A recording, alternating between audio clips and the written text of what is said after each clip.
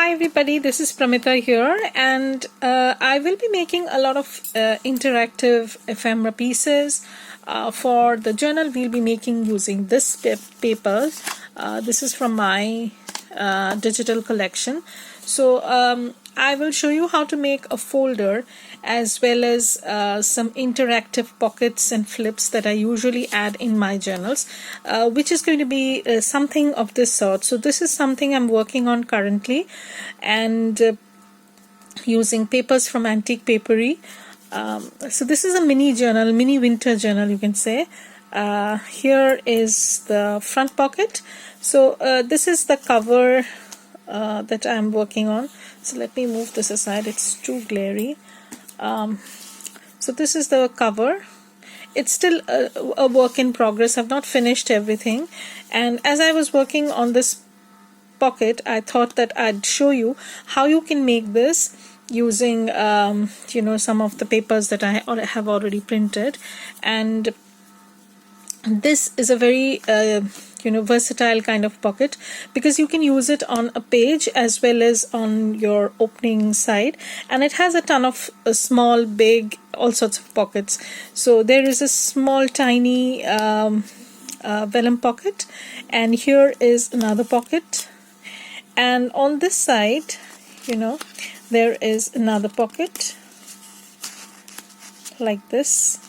And then when you lay this down on your page, this flips up.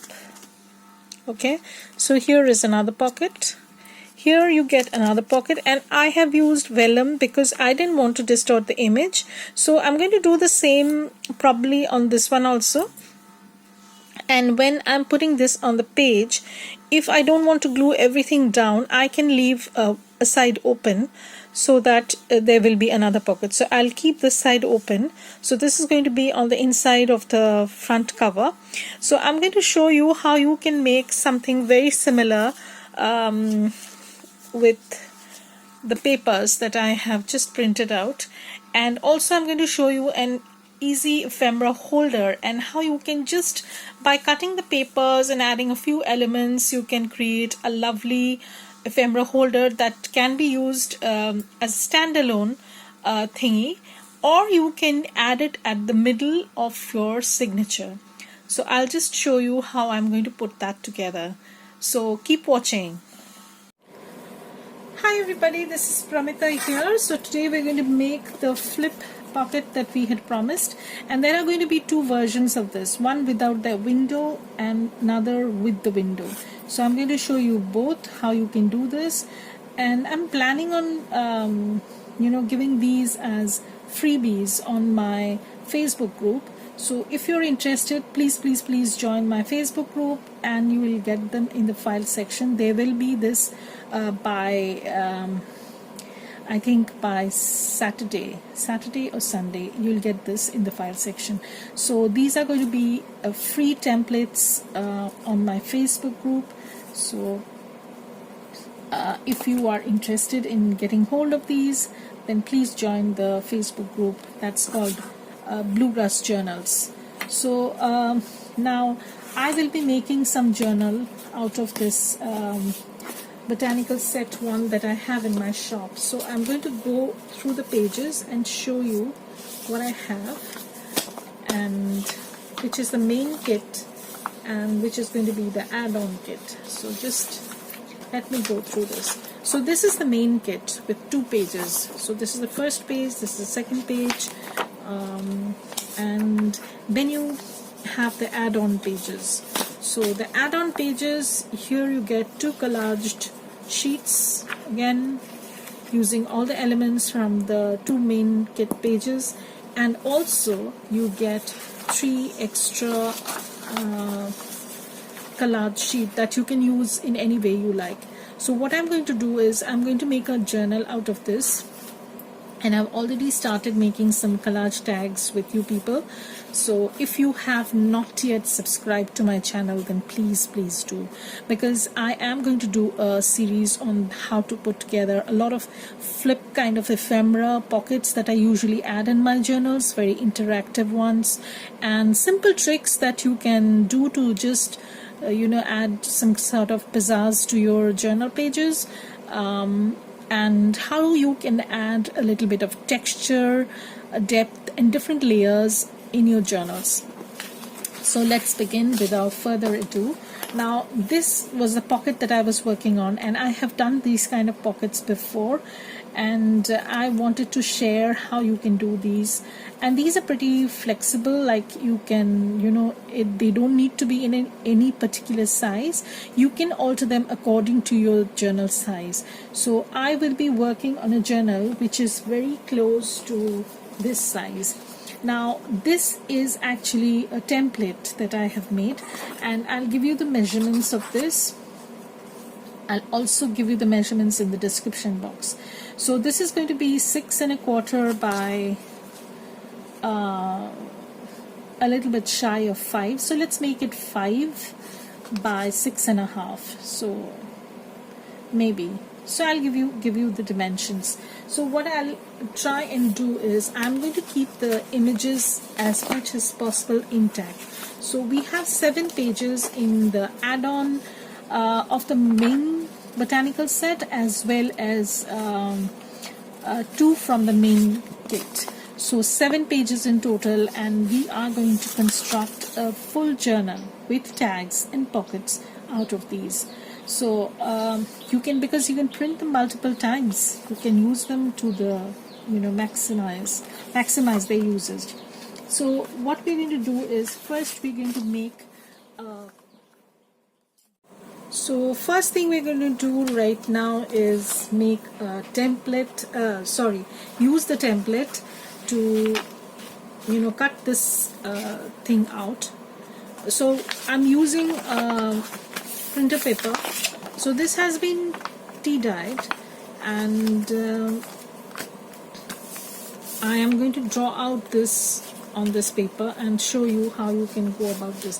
Now you can always print this paper, these collages on a thicker cardstock, and then you can just simply place this template over here and cut it out. But I thought that I would prefer going this way, because then your because I have not printed these out on thicker cardstock. This is a thicker, so once it is glued on this paper, so once 2 layers of printer paper is attached, it becomes a little bit sturdy. So I am going to work like this because this is my usual process. I don't want to deviate from that. So we are going to use some of the collage papers that I have in my shop. So you can see, if you like anything, you can do it with any other digital or cardstock paper, but this works best with digitals because it has to have a kind of flexibility so that it moves around a little bit. So I'm going to make this a little bit taller, so that if I think that I'm going to use it in a separate journal, I can do that. So we're going to work on making this a little bit wider. So the first thing I'm going to do, this is just printer paper that I have tea dyed, so you can see how this looks. I'm just going to draw this whole image out on this paper, and then we're going to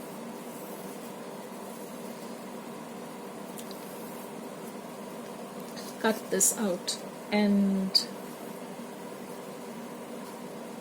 work on this. Now I have stitched around this just to give it a bit more stability, but you need not do so. And also because I like the stitched look, it gives a kind of finished look to the page. So this is the image that we are trying to get. So this is the window version of it, and you'll get and I'll show you how you can make it without the window. So the first things first, I'm going to cut out this window. Now if you don't have a craft knife, that's okay. If you have a hole punch, you can use that, or if you have a craft knife, you can simply just, let me look for my craft knife. So you can simply, you can see the box. you can simply draw a line and then you can cut around it. So I will show you how you can do that. This is super easy, you know, like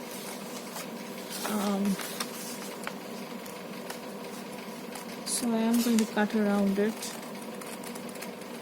and I'll be back to show you how it looks after I have cut this out.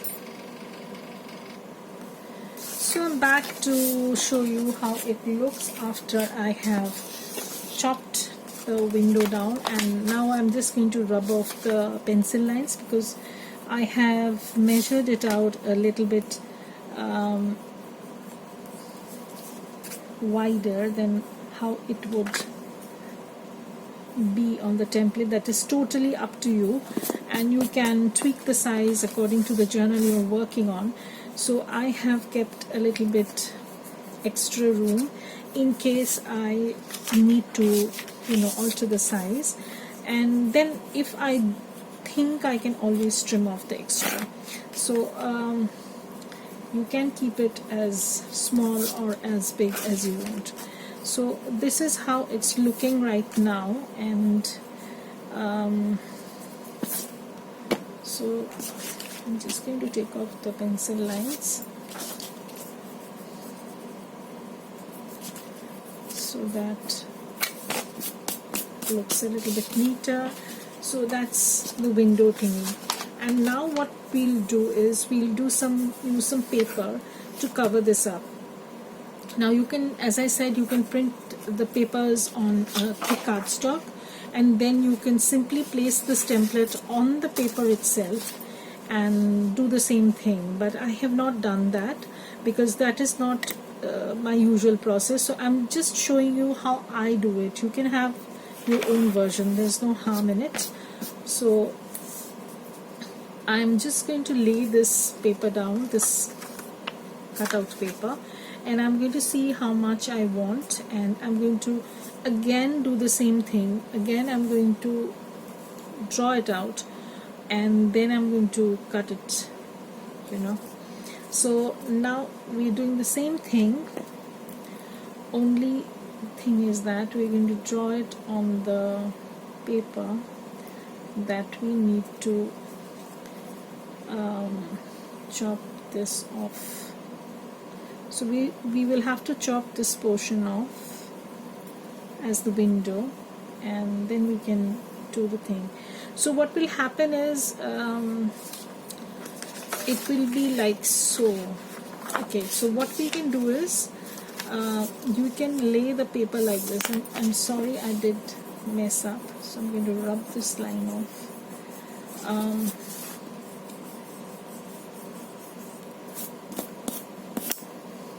So there's a little bit of a twist while working on window envelope portions, because in that case you will have to lay this on the back side, because that's going to give you the best view of what you will get. So I'm just going to put it on the back and draw this thing out. Sorry. And I would advise that you make a template of this and do the same. You make a template on a thicker cardstock or any you know, the covers of the pattern papers that they come on, they are pretty sturdy, and you can make templates out of those very easily, and I think they work fine, because that's I use most of the time. That's what I use. So I'm going to turn this around for that extra visibility sort of thing. So I'm going to just, okay, so this is how it's looking. So I'm going to again do the same thing. Now another trick that you can use while taking off windows like this is punch a hole. So in that case what we'll do is we'll just take off this part and we'll see how it looks.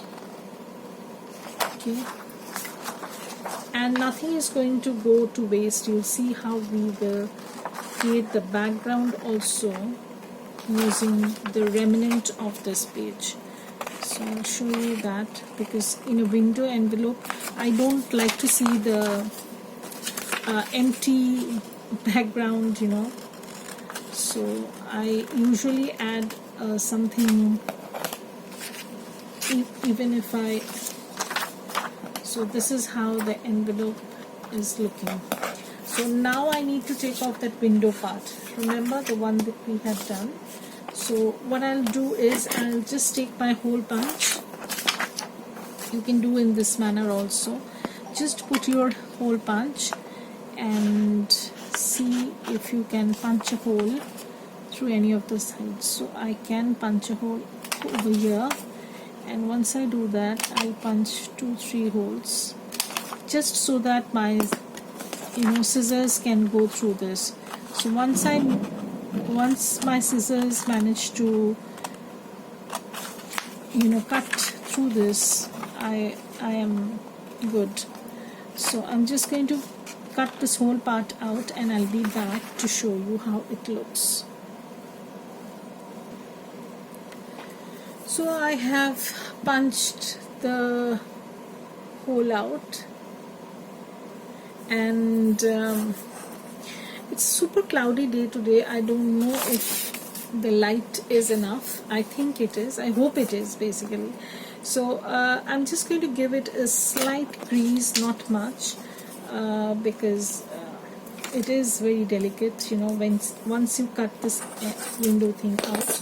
So I'm just going to fold this a little bit and see how it goes. Okay, so I'm going to layer this on the window part that we had built. So it's going to go in like this. So whenever you're attaching something on a window envelope part, make sure to do it at the back, because then it will be reflected nicely in order on your front. So that's the mistake I did on the first go. Or you can add small strips and make your own collage. That can work too. So right now what we'll do is we're just going to glue this and ink around the corners and stitch, and then I'll be coming back to show you how you can add pockets to this. So don't go anywhere. I'll be back to show how it takes shape. So I have just used a little bit of glue stick, and I'm just giving this a little bit of shape, because I have not glued this down perfectly, because I know that once I do the stitching, it will need a little bit of finishing also, and I'm just going to show you how it will look. So here we have the window, but it's a little bit lopsided, as you can see, because I need to finish this a little bit more. And so this is the side I don't need. I can trim this off later on, and I am going to do that right away and trim this down, because I don't need this. Okay, now this might look a little bit odd, but we're going to give it an angular shape. So what we'll do is just now I'm just eyeballing it, no rocket science with this, and this is going to be hidden, so you won't get to see this much. So I'm just taking this off. Okay, so this is going to go in as a flap. So what I'll do is I have not glued this part down, and you can take it off, as you can see. So I'll just snip this extra part, because I don't need to have this. So I'm showing you I can. So I'm going to snip this extra part, because you won't be able to see it. So this is how the window is looking, but I need to trim this side a little bit more, perhaps. Yeah, so I will trim this a little bit more because I want this to be same on both sides.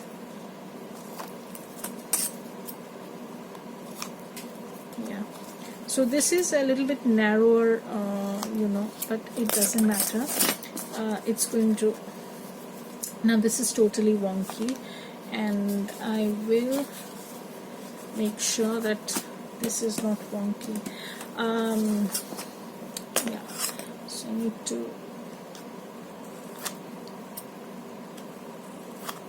yeah, so this is how it's looking, and after stitching I'm going to trim off the extra also, so you will see how it comes, but we'll glue everything down later on, so we can add something inside, like remember the piece that we had cut open, so we can add that piece inside so that you don't have to stare at a blank space.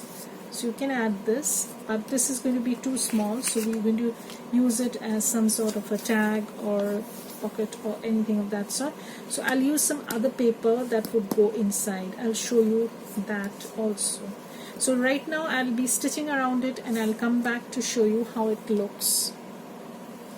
So I am back after I have stitched everything down. As you can see, I'm using a gray thread because gray thread is my personal favorite. What I found when I was using a black thread, sometimes it just glares too much, so I like stitching with a gray thread, and let me tell you, it goes with practically any kind of journals. If you're working with a very soft palette, it goes with that also.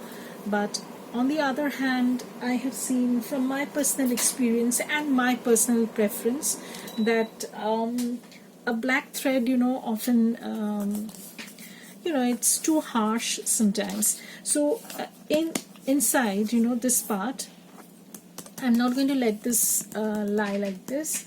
I'm going to add something of interest so that you will have something to gaze at. So I can add something like this, or I can I'm not going to throw anything out, so these are going to be like tiny washi strips. I'll show you how you can use them in your journals. So I don't need to add everything to the page, so the whole box sort of thing, and I can just see how much I need, and I'm going to cut according to that. So I'm just eyeballing basically. So I need this much, okay, so only this much. So I'm just going to take my pencil, and there's no shame in marking things out, guys. I do it all the time so that I have minimum wastage. I don't like to waste things, and this is how I just try to eyeball things basically. So I'm just going to trim this part off, and again this is wonky, so I'm going to make it straight. So as you can see, I'm using this paper, one sheet of paper, and you can make a cool pocket like this. So I will add this like so, and you can see how easy it is to put together a pocket like this. And again, as I said before, I'm trying to make this into a template file and upload this in my Facebook group. So if you really want to join my Facebook group, then you will have access to this. I have another glue stick. I am using my Amazon's Basics glue stick. They are pretty good, they do the job, so no worries. So I'm just try and be generous with the glue stick, because otherwise it's not going to stick. So that's how it's looking. Now what I'll do is I'll just eyeball this, basically, so that you don't have to glare at so I'm going to push this a little bit. Okay, so this is how it's looking. So once I have decided how it should be placed, and you won't see it once this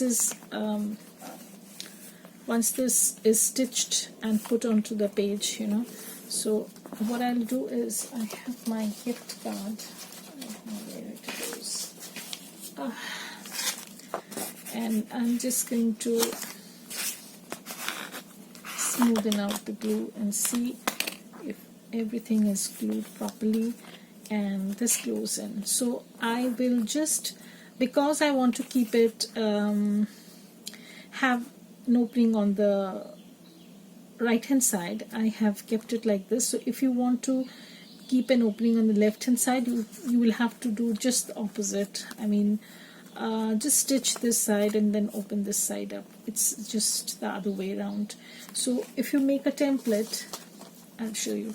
So if you make a template, when you're having a right side open, so you have this, and when you want the left side open, you can just do the opposite. I mean, you will have to put the window over here. That's it.